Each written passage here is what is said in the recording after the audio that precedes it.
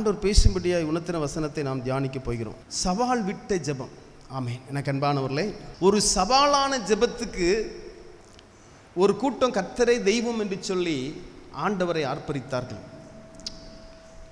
நீங்களும் இன்றைக்கு சவால் நிறைந்த ஒரு ஜெபத்தை பண்ணி ஒரு கூட்டத்தை ஆண்டவர்களை கொண்டு வர போகிறீங்க. ஆமென். நிறைய நேரம் நம்ம தியானிச்சிருக்கிறோம். எனக்கு அன்பானவர்களே, சவால் விட்டு ஜெபிச்சது யாருங்க சொல்லுங்க பார்க்கலாம். சவால் விட்டு பைபிளில் ஜெபிச்சது யாரு? யாரு யாரு? எலியா தீர்க்கதரிசி. ஆமென். எனக்கு அன்பானவர்களே, சவால் விட்டு ஜெபிச்சது யாரு? எலியா தீர்க்கதரிசி. இப்போ எலியா தீர்க்கதரிசியுடைய சவால் விட்ட ஜெபத்தை குறித்து அன்றைக்கு நாம் தியானிக்க போகிறோம். அதுக்கு தலைப்பாக நாம் எதை எடுத்துக்கொள்ள வேண்டும் என்று சொன்னால், 1 ராஜாக்கள் 18ஆம் அதிகாரம் 39வது வசனம். ஜனங்கள் எல்லாரும் இதை கண்டபோது முகங்குப்புற விழுந்து கர்த்தரே தெய்வம், கர்த்தரே தெய்வம் என்றார்கள். ஆமென். எல்லாரும் அப்படியே கண்களை மூடி, ஆண்டவரே நீர் எங்களோடு பேசும் அப்பா. மனுஷனுடைய சத்தத்தை நாங்கள் கேட்க வரல ஆண்டவரே, இந்த மனுஷனை மறைத்து நீங்கள் தான் பேசணும் ஆண்டவரே. ஆமென். எல்லாரும் ஜெபிக்கலாம், எல்லாரும் பாரத்தோடு ஜெபிக்கலாமா? உடைய வார்த்தையிலே ஜீவன் உண்டு, உடைய வார்த்தையிலே வல்லமுண்டு ஆண்டவரே, நீங்கள் பேசுங்கப்பா. உடைய வார்த்தை கொண்டு பேசி பிள்ளைகளை பலப்படுத்தும் இயேசுவின் நாமத்தில் பிதாவே. நீ படிமா, லேவியராகமம் 9ஆம் அதிகாரம் 24ஆம் வசனத்தை படி பார்க்கலாம். அன்றியும் கர்த்தருடைய சந்ததியில் இருந்து அக்கினி புறப்பட்டு, அன்றியும் கர்த்தருடைய சந்ததியில் இருந்து அக்கினி புறப்பட்டு பலிபீடத்தின் மேல் இருந்த சர்வாங்க தகன பலியையும் கொழுப்பையும் எரித்து விட்டது. ஜனங்கள் எல்லாரும் அதை கண்டபோது ஆரவாரித்து முகங்குப்புற விழுந்தார்கள். பலி செலுத்துற பலியை கர்த்தர் ஏற்றுக்கொள்றதை பற்றி நம்ம பார்த்தோம். ஆண்டவர் ஜெபத்துக்கு பதில் கொடுக்கிறதை குறித்து அன்றைக்கு நாம் தியானிக்க போகிறோம். நம்முடைய ஆண்டவர் ஜெபத்துக்கு பதில் கொடுக்கிற தேவன். இதை நாம் சரியாக நாம் புரிந்து கொள்ள வேண்டும். என கண்பானவர்களே, ஆகாப் என்ற ஒரு ராஜா இஸ்ரவேல் நாட்டை ஆளுகை செய்யும் போது, நல்ல கவனமாக கேளுங்க, அவன் ஆளுகைக்கு வரும்போது புறஜாதியான ஒரு ராஜாவுடைய மகளை திருமணம் பண்ணுகிறான். ஆண்டவரை அறியாத ஒரு ராஜா அவளுடைய மகளை திருமணம் பண்ணுறான். அவள் பேர் எசபேல் என்று சொல்லி நம்ம எல்லாருக்கும் தெரியும். அவளுக்கும் ஆண்டவருக்கும் சம்பந்தம் இல்லை. அவள் குடும்பம் விக்கிரகத்தை ஆராதிக்கிற, அதாவது கடவுளை அல்லாத விக்கிரகத்தை, தேவன் அல்லாத விக்கிரகத்தை ஆராதிக்கிற அந்த குடும்பம், அந்த அந்நிய ஜனங்கள். நல்ல கவனமாக கேளுங்க. இவன் ஆகாப் ராஜா அவளை திருமணம் முடித்ததுனால அவள் நிமித்தம் இவன் அப்படியே பாகாலை வணங்கும்படியாக, பாகால் என்ற ஒரு பொய்யான ஒரு தெய்வத்தை வணங்கும்படியாக, நல்ல கவனமாக கேளுங்க, அப்படியே அங்கே விழுந்து சாய்ந்து விட்டான். இப்போ ஆகாப்பு இஸ்ரவேலுக்கு ராஜாவாக இருக்கிறாரு. இவர் உண்மையிலே இஸ்ரவேல் ஜனத்தை சேர்ந்தவர்.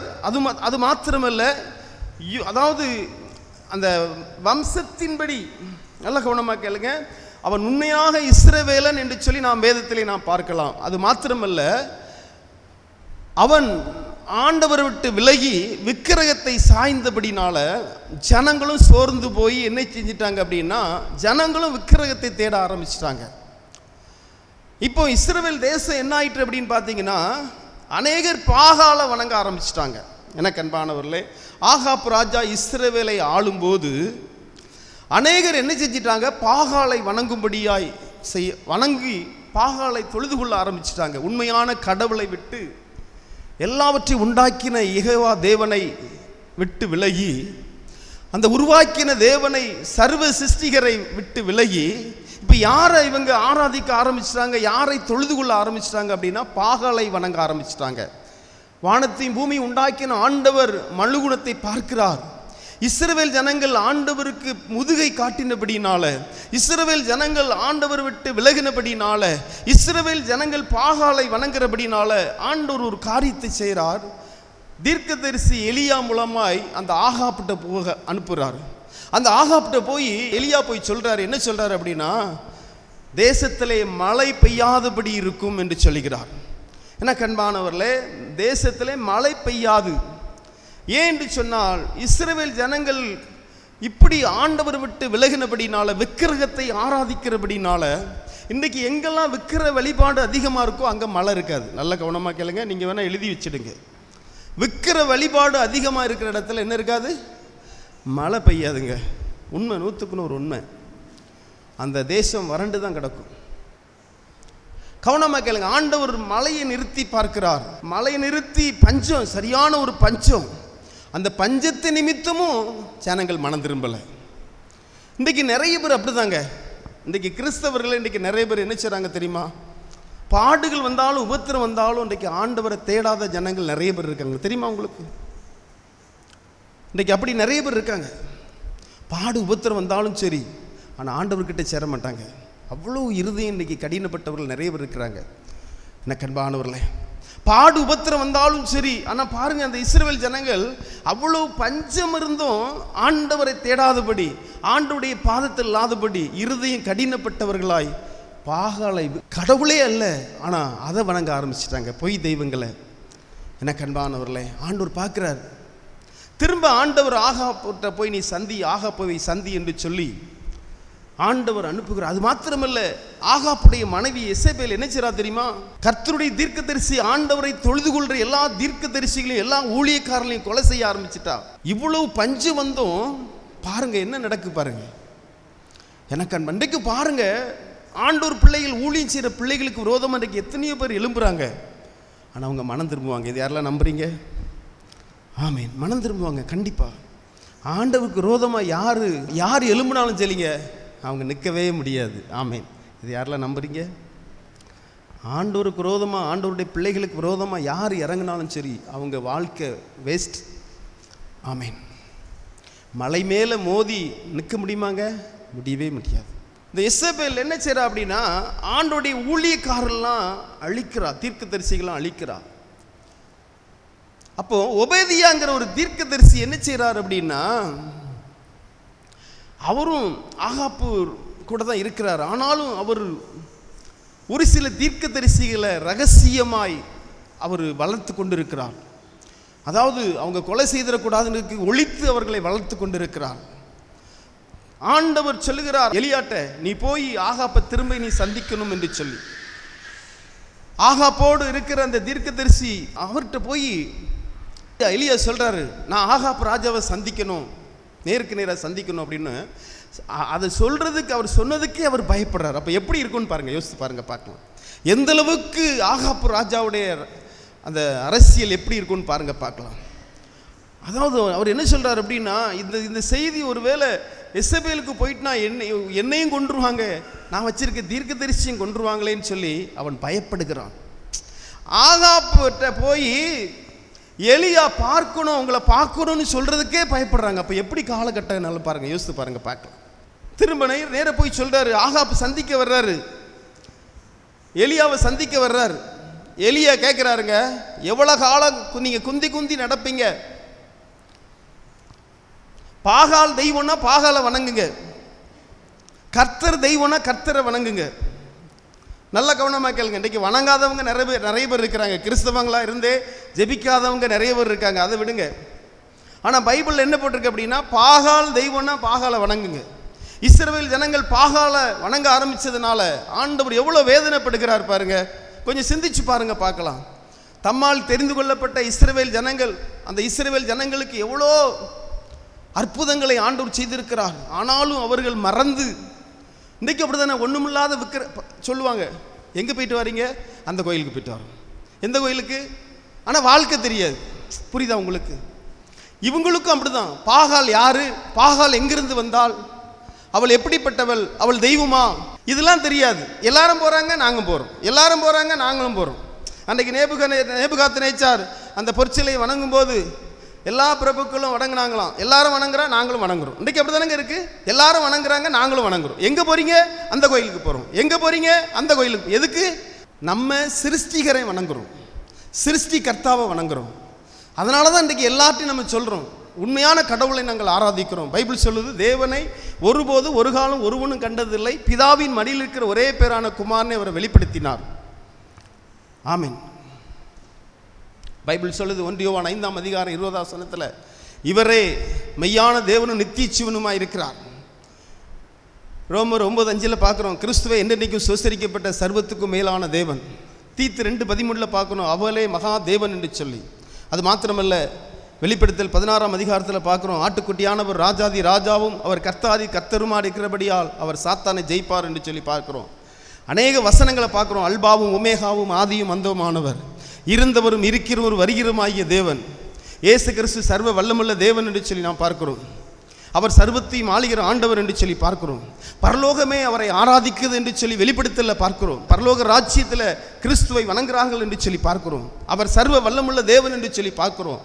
கோடான கோடி தேவதூதர்கள் இயேசு கிறிஸ்துவை ஆராதிக்கிறார்கள் என்று சொல்லி நாம் வெளிப்படுத்தல பார்க்கிறோம். அவ்வளோ பெரிய ஆண்டவரை நாம் அறிந்திருக்கிறோம். எனக்கு அன்பானவர்களே, இன்றைக்கு அநேகருக்கு யார் கடவுள் என்று சொல்லி தெரியாதபடி, யாரை வணங்க வேண்டும் என்று சொல்லி தெரியாதபடி வாழ்ந்து கொண்டிருக்கிறாங்க. அதே போல தான் அன்றைக்கு அந்த இஸ்ரவேல் ஜனங்கள், ஆண்டவரால் தெரிந்து கொள்ளப்பட்ட ஜனங்கள், ஆண்டவரை தொழுது கொள்ளாதபடி, ஆண்டவரிடத்தில் ஜெபித்து ஆசீர்வாதத்தை பெற்றுக்கொள்ளாதபடி, ஒன்றுமில்லாத தெய்வமே இல்லாத பாகாலை வணங்கி கொண்டிருக்கிறாங்க. நீங்கள் ஆண்டவருக்குள்ள வந்து ஆண்டவருடைய ஆசீர்வாதத்தை பெற்றுக்கொள்ளணும் அப்படின்னா முதல்ல விக்கிரகத்தை விட்டு வெளியே வரணும். அப்போ தான் உங்களுக்கு ஆசீர்வாதம். எந்த ஜெபத்துக்கும் ஆண்டவர் பதில் கொடுக்கணும் அப்படின்னா முதல் விக்கிரகத்தை விட்டு வெளியே வரணும். ஆண்டவருக்கு பிடிக்காத ஒரு பெரிய பாவமே விக்கிர வழிபாடு. இது ஆண்டவருக்கு பிடிக்காத ஒரு காரியம். இஸ்ரவேல் ஜனங்கள், தம்மால் தெரிந்து கொள்ளப்பட்ட ஜனங்கள் சாபத்துக்குள் ஆயிட்டாங்க. பஞ்சம் ஒரு பக்கம், ஆனாலும் ஆண்டவர்கிட்ட வர முடியல. எனக்கு அன்பானவர்களே, ஆகாப் ராஜாட்ட எலியா ஒரு சவாலை கொண்டு வர்றார். இந்த சவாலை எந்த மனுஷனுக்கு தெரிஞ்சிருக்கோ அந்த மனுஷன் தான் ஜெபிப்பான். வாழ்க்கையில் எந்த மனுஷிக்கு தெரிஞ்சிருக்கோ அவள் தான் ஜெபிப்பா. எனக்கு அன்பானவர்களே, ஒரு கூட்டம் கர்த்தரே தெய்வம் என்று சொல்லி ஆண்டவரை தொழுது கொள்ள ஆரம்பிச்சிட்டாங்க. அன்றைக்கு பாகாலை பின்பற்றினவங்க, பைபிள் சொல்லுது, ஜனங்கள் எல்லோரும் இதை கண்டபோது முகங்குப்புற விழுந்து கர்த்தரே தெய்வம் கர்த்தரே தெய்வம் என்றார்கள். எனக்கு அன்பானவர்களே, இப்போ இந்த சவாலை குறித்து அன்றைக்கு நம்ம தியானிக்க போகிறோம். உண்மையிலே ஆகாப்பட்ட சவால் என்ன? அவர் சொல்றாரு, எலியா போய் உங்களுடைய எல்லா ஜனத்தையும் கூட்டிட்டு வாங்க, இஸ்ரவேல் ஜனம் எல்லாம் கூடணும். ஒரு ராஜா நினைச்சா எல்லா ஜனங்களும் கூடி வர முடியும். அதனால தான் ராஜாவை சந்திக்கும்படியா ஆண்டவர் அனுப்புகிறார். இப்போ ஆகாப் ராஜாட்ட சொல்லியாச்சு, இஸ்ரவேல் ஜனங்கள்லாம் கூடி வர சொல்லுங்க அப்படிங்கும்போது ஓகே. அதே போல எல்லா பாகாலுடைய தீர்க்கதரிசி, அந்த பொய் தீர்க்கதரிசிகளாம் அழைச்சிட்டு வாங்க, வந்தாச்சு.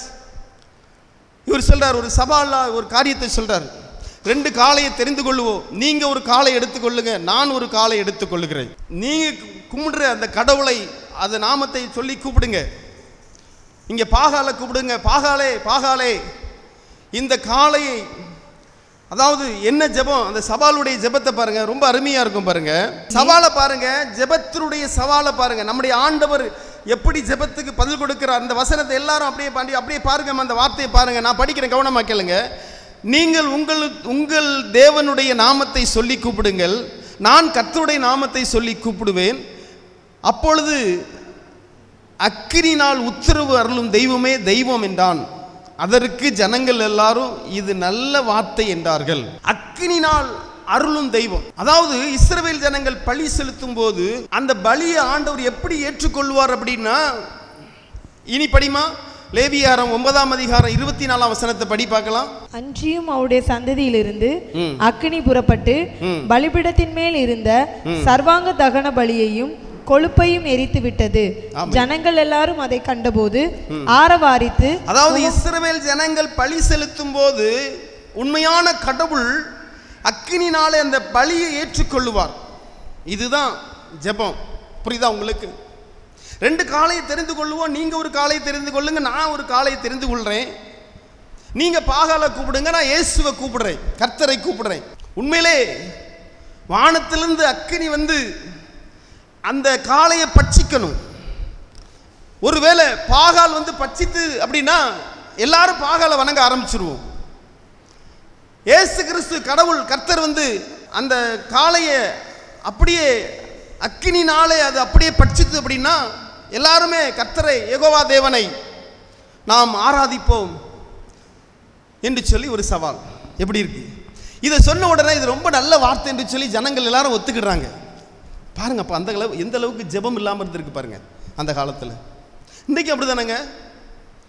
இன்றைக்கி ஜெபம் இல்லாமல் இன்றைக்கி எத்தனை பேர் இருக்காங்க தெரியுமா? உண்மையிலே இந்த சவாலான ஜெபத்தை நாம் உண்மையிலே நாம் தியானிக்கும் போது நமக்குள்ளே ஒரு வைராக்கியம் எழும்புங்க. ஆமேன். இதில் உங்களுக்கு வைராக்கியம் எழும்பலை அப்படின்னா நீங்கள் வாழ்நாள் முழுதும் ஜெபிச்சிட மாட்டீங்க. இங்கே பாருங்க, இங்கே என்ன நடக்குது தெரியுமா? அவர் முதல்ல யாருக்கு சான்ஸ் கொடுக்குறார் அப்படின்னா, எலியா அவங்களுக்கு தான் சான்ஸ் கொடுக்குறார். பாகாலை ஆராதிக்கிற தீர்க்கதரிசிகளுக்கு முதல்ல தொடர்ந்து படி பார்க்கலாம்.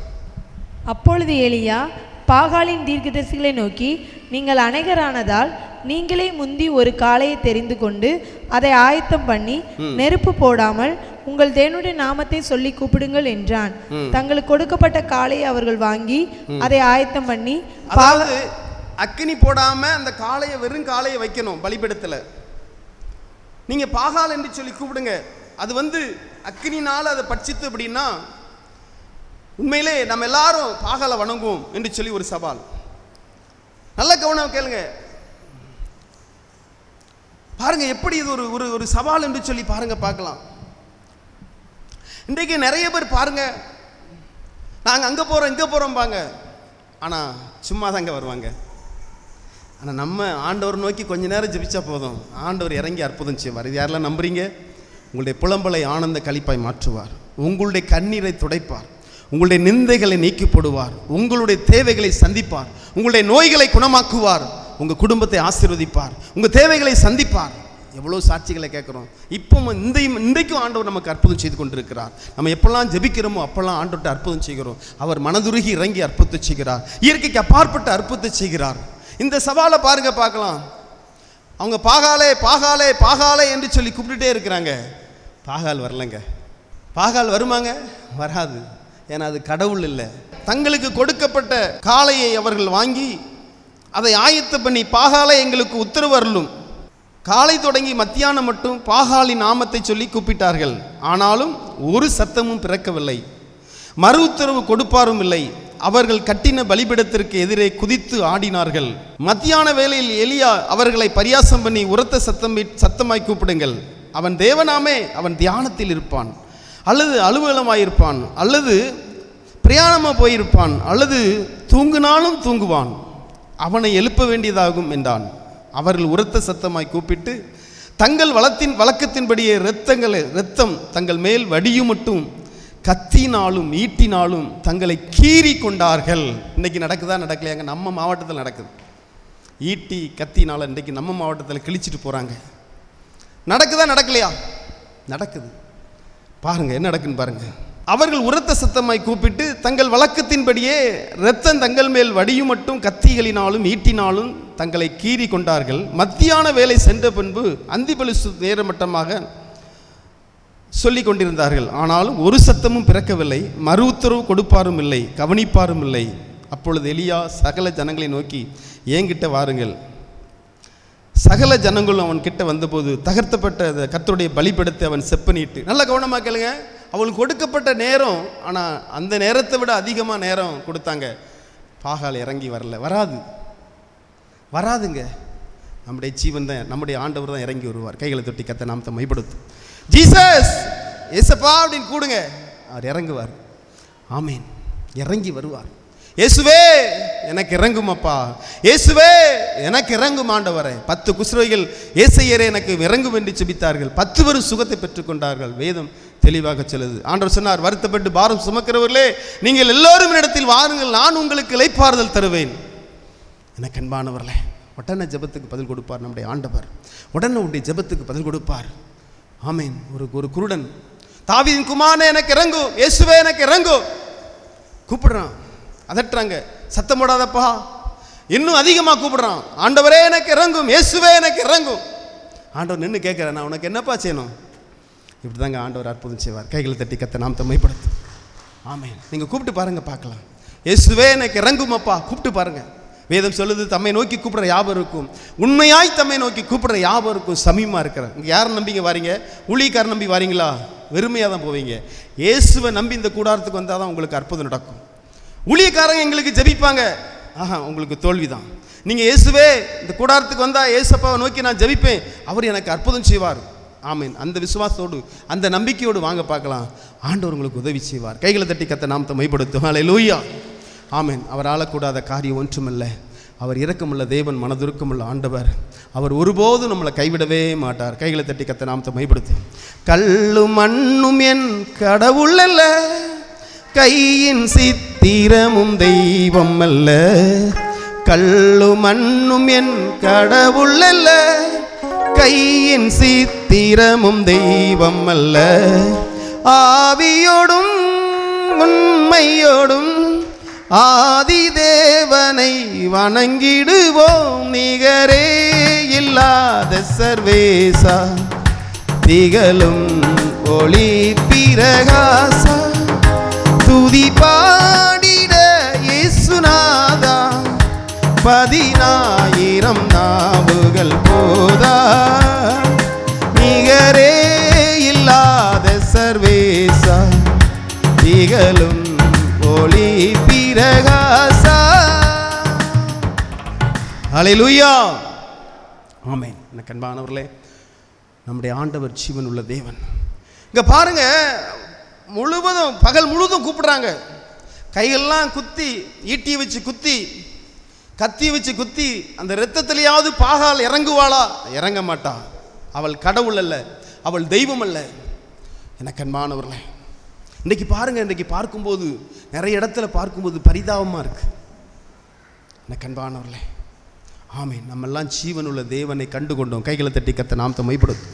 உண்மையான கடவுளை அறிந்து கொண்டோம், உண்மையான தெய்வத்தை நாம் கண்டு கொண்டோம். ஆமென். எனக்கு அன்பானவர்களே, யாராவது மாற்ற முடியுமாங்க? இது எத்தனாவது ஆண்டு சொல்லுங்க பார்க்கலாம். இது எத்தனாவது ஆண்டு? 2026. 2026வது ஆண்டு. எத்தனாவது மாசத்துல இருக்கோம்? நம்ம 8வது மாசத்துல இருக்கும். நல்ல கவனமாக்கல. இது எப்படிங்க வந்துச்சு? கிறிஸ்து பூமிக்கு வந்து 2026 ஆண்டுகள் ஆகுது. இது யாரும் இதை மாற்றவும் முடியாது. இதுதான் சரித்திரம். அதான் கிமு கிபி. ஆமென். கிறிஸ்து கடவுள் மனிதனாய் பூமிக்கு வந்து, அந்த யெகோவா தேவன் மனுஷனாய் பூமிக்கு வந்து அண்ட சராசரங்களை படைத்த ஆண்டவர், அந்த இறைவன், அந்த ஒரே தேவன், அந்த ஒரே கர்த்தர், அவர் பூமிக்கு வந்து 2026 ஆண்டுகள் ஆகுது. எனக்கு அன்பானவர்களே, இது யாரும் மாற்ற முடியாது. கேள்வி, எதற்காக அவர் பூமிக்கு வந்தார்? கடவுள் ஏன் பூமிக்கு வந்தார்? மனிதனுடைய பாவங்களை மீட்கும்படியாக, பாவத்திலிருந்து மனிதனுக்கு விடுதலை கொடுக்கும்படியாக, மனிதன் பரிசுத்த பாதையிலே வழிநடத்தும்படியாக, கடவுள் யார் என்று தெரியாதபடி தாம்போன போக்கில் வாழ்ந்து கொண்டிருக்கிற ஜனங்களுக்காக கடவுள் மனிதனாய் வந்து மனிதனுடைய பாவங்களுக்காக, அக்கிரமங்களுக்காக ஒரு சொட்டு இரத்தமில்லாதபடி இரத்தத்தை சிந்தி மரித்து உயிர்த்தெழுந்தார். இதை நாம் அறிந்து கொண்டோம். நாம் பாவத்திலிருந்து விடுதலையாக்கப்பட்டோம். அவர் பரிசுத்த பாதையிலே வழிநடத்துகிறார். யாரெல்லாம் இயேசுவே என்று சொல்லி அவருடைய நாமத்தை சொல்லி கூப்பிடுறாங்களோ அவங்களுக்கெல்லாம் அவர் பதில் கொடுக்கிறார். எனக்கு அன்பானவர்களே, பாருங்க, பாகாலை வணங்குறவங்க அந்த காளையை வெட்டி வைத்து பாகாலே இறங்கும் இறங்கும் என்று சொல்லி கூப்பிடுறாங்க. பாகால் இறங்கல. பாருங்க, இவர் ஒரு காளையை தெரிந்து கொண்டு பலிபீடத்தில் வைத்து, அது மாத்திரமல்ல தண்ணியை நிறைய ஊத்துறாரு. அதான் வேடிக்கை, நிறைய தண்ணியை ஊத்துற. பாருங்க, அது படிங்க பார்க்கலாம். அது படிமா. அந்த கற்களாலே கர்த்தருடைய நாமத்திற்கென்று ஒரு பலிபீடத்தை கட்டி, பலிபீடத்தை சுற்றிலும் தானியம் அளக்கிற 2 படி விதை விதைக்கத்தக்க இடமான ஒரு வாய்க்காலை உண்டாக்கி, விறகுகளை அடுக்கி ஒரு காளையை சந்து சந்தாக துண்டித்து விறகுகளின் மேல் வைத்தான். நான் படிக்கிறேன், 34 படிக்கணும். பிற்பாடு அவன், நீங்கள் 4 குடம் தண்ணீர் கொண்டு வந்து சர்வாங்க தனி பலியின் மேல் விறகுகளின் மேல் ஊற்றுங்கள் என்றான். பின்பு 2ஆம் தரமும் அப்படியே ஊற்றுங்கள் என்றான். 2ஆம் தரமும் ஊற்றினார்கள். அதற்கு பின்பு 3ஆம் தரமும் அப்படியே ஊற்றுங்கள் என்றான். 3ஆம் தரமும் ஊற்றினார்கள். அப்படியே தண்ணீர் பலிபீடத்தை சுற்றிலும் ஓடினது. வாய்க்கால்கள் தண்ணீரால் நிரம்பின. எனக்கு அன்பானவரே, நல்ல கவனமாக கேளுங்க. அந்திபலியும் செலுத்த நேரத்திலே தீர்க்கதரிசியாக எலியா வந்து அவருடைய ஜெபத்தை பாருங்க. ஆபிரகாம், ஈசாக்கு, யாக்கோபின் தேவனாகிய கர்த்தாவே, இஸ்ரவேலே நீ தேவன் என்றும் நான் உம்முடைய ஊழியக்காரன் என்றும் நான் இந்த காரியங்களை எல்லாம் உம்முடைய வார்த்தையின்படி செய்தேன் என்று இன்றைக்கு விளங்க பண்ணும். கர்த்தாவே, நீ தேவனாகிய கர்த்தர் என்றும் தேவரீர் தங்கள் இருதயத்தை மறுபடியும் திருப்பினீர் என்றும் இந்த ஜனங்கள் அடியும்படிக்கு என்னை கேட்டருளும் என்றான். அப்பொழுது கர்த்தரிடத்திலிருந்து இறங்கி அக்கினி இறங்கி அந்த சர்வாங்க தகன பலியும் விறகுகளையும் கற்களையும் மண்ணையும் பட்சித்து வாய்க்கால்கள் தண்ணீரையும் நக்கி போட்டது. ஜனங்கள் எல்லாம் இதை கண்டபோது முகங்குப்புற விழுந்து கர்த்தரே தெய்வம், கர்த்தரே தெய்வம் என்று முழங்கினார்கள். கைகளை தட்டி கர்த்தர் நாமத்தை மைப்படுத்தும். ஹல்லேலூயா. தாயி, நல்ல கவனமாக கேளு தாயி. உன்னுடைய ஜெபத்துக்கு ஆண்டவர் பதில் கொடுப்பார். ஆமென். உன்னுடைய ஜெபத்துக்கு ஆண்டவர் பதில் கொடுப்பார். நீ உன்னை தாழ்த்தி தேவ சமூகத்தில் உன்னை தாழ்த்தி உன்னுடைய குற்றங்கள்லாம் அறிக்கை பண்ணி, ஆண்டவரே என்னுடைய பாவத்தை என்னுடைய அக்கிரமத்தெல்லாம் மன்னிங்கப்பா, இனி எந்த பாவமும் செய்ய மாட்டேன் ஆண்டவரே என்று சொல்லி உன்னை தாழ்த்தி உன்னை சுத்திகரி பார்க்கலாம். பாருங்க, 3 நேரம் அந்த தண்ணீரை ஊற்றி அந்த வாய்க்கால்களை நிரப்பி அந்த தண்ணீரை அப்படியே ஊற்றி இருக்கிறார். யோசித்து பாருங்க. அவர் கேட்கிறார், அவருக்கு பேசுறார் ஆண்டவர்கிட்ட, ஆபிரகாம், ஈசாக்கின், யாக்கோபின் தேவனே என்னுடைய ஜெபத்துக்கு பதில் கொடும். எனக்கு அன்பான தேவனுடைய பிள்ளைகளே, நீங்களும் ஜெபிச்சு பாருங்க. இயேசுவே எனக்கு இறங்கும் என்று சொல்லி ஜெபிச்சு பாருங்க. ஏசப்பா எனக்கு இறங்கும். பாடுகளை ஏற்றுக்கொண்ட தேவன், துக்கங்களை சுமந்து கொண்ட ஆண்டவர், எனக்கு இறங்கும் ஆண்டவரே, எனக்கு இறங்கும் ஆண்டவரேன்னு சொல்லி ஜெபிக்க பார்க்கலாம். எப்பேற்பட்ட பிரச்சனைனாலும் சரி, ஒரு இமைப்பொழுதில் ஆண்டவர் அற்புதம் செய்வார். இது யாரெல்லாம் நம்புறீங்க? ஆமென். ஒரு இமைப்பொழுதில் இயேசு அற்புதம் செய்வார். ஒரு இமைப்பொழுதில் ஆண்டவர் அற்புதம் செய்வார். அவரால் கூடாத காரியம் ஒன்றுமில்ல. ஜெபிச்சு பாரு தம்பி. ஆமென். ஜெபிச்சு பாருங்க தங்கச்சி. நீங்கள் ஜெபிச்சு பாருங்க பார்க்கலாம். யோசித்து பாருங்க பார்க்கலாம். எனக்கு அன்பானவர்களே, நாம் உண்மையான கடவுளை அறிந்து நாம் ஜெபிக்கலை அப்படின்னா நமக்கும் பல பிரச்சனை வரும். அன்றைக்கு இஸ்ரவேல் ஜனங்களுக்கு எவ்வளோ ஒரு பஞ்சத்தில் வாழ்ந்தாங்களோ அதே போல தான் உன்னுடைய வாழ்க்கையிலையும் பஞ்சம். உன்னுடைய கையின் பியாசம் ஆசீர்வதிக்கப்படணுமா? நீ ஆண்டவர் நோக்கி ஜெபி. ஆண்டவரே என்னுடைய கையின் பியாசத்தை ஆசீர்வதிங்கப்பான்னு சொல்லி ஜெபி. ஆண்டவர் உனக்கு இரக்கம் பாராட்டி அற்புதம் செய்வார். சோர்ந்து போகாதங்கம்மா, நீங்கள் சோர்ந்து போகாதீங்க. கண்டிப்பாக ஆண்டவர் அற்புதம் செய்வார். உங்களை தாழ்த்தி தேவ சமூகத்தில் எப்படி அன்றைக்கு எலியா தன்னை தாழ்த்தி ஆண்டவருடைய பாதத்தில் ஜெபித்தானோ, ஒரு விசுவாசத்தோடு ஜெபித்தானோ, அதே போல ஆமீன். எனக்கு அன்பா சவாலாய் ஆண்டவர் கண்டிப்பாக என்னுடைய விண்ணப்பத்துக்கு பதில் கொடுப்பார் என்று சொல்லி சவால் பண்ணி ஜெபித்தான். அதே போல் ஆண்டவர் என்னை வெட்கப்பட விடமாட்டார், ஆண்டவர் என்னை வெட்கப்பட விடமாட்டார், ஆண்டவர் என்னை வெட்கப்பட விடமாட்டார், என் குடும்பத்தில் ஆண்டவர் என்னை வெட்கப்பட விடமாட்டார், என்னுடைய ஊரில் ஆண்டவர் என்னை வெட்கப்பட விடமாட்டார். ஆமீன். இது யாரெல்லாம் நம்புறீங்க? ஆமீன். எனக்கு அன்பானவர்களே, உன்னுடைய கண்ணீர் ஜெபத்துக்கு ஆண்டவர் பதில் கொடுப்பார். உன்னுடைய கண்ணீரை துடைப்பார். உன்னுடைய நிந்தைகளை நீக்கி போடுவார். வானத்திலிருந்து அக்கினி இறங்கி அந்த காளையை பட்சித்தது.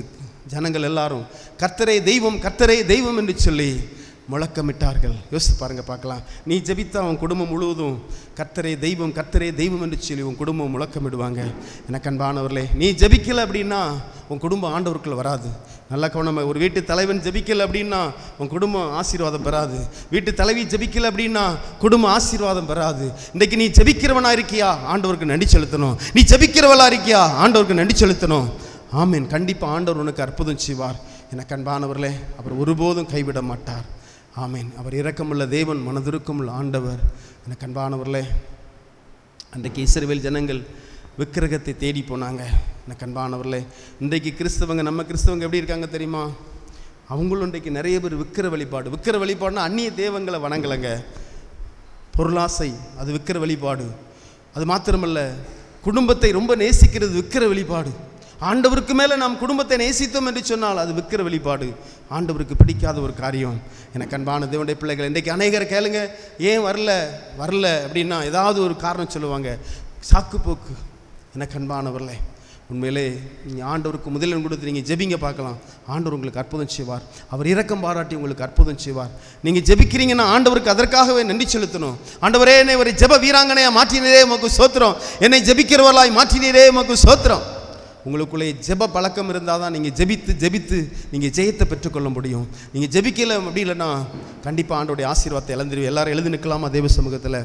இயேசு நல்லவர், இயேசு வல்லவர், என்றென்றும் மாறாதவர், அவர் என்றென்றும் மாறாதவர்.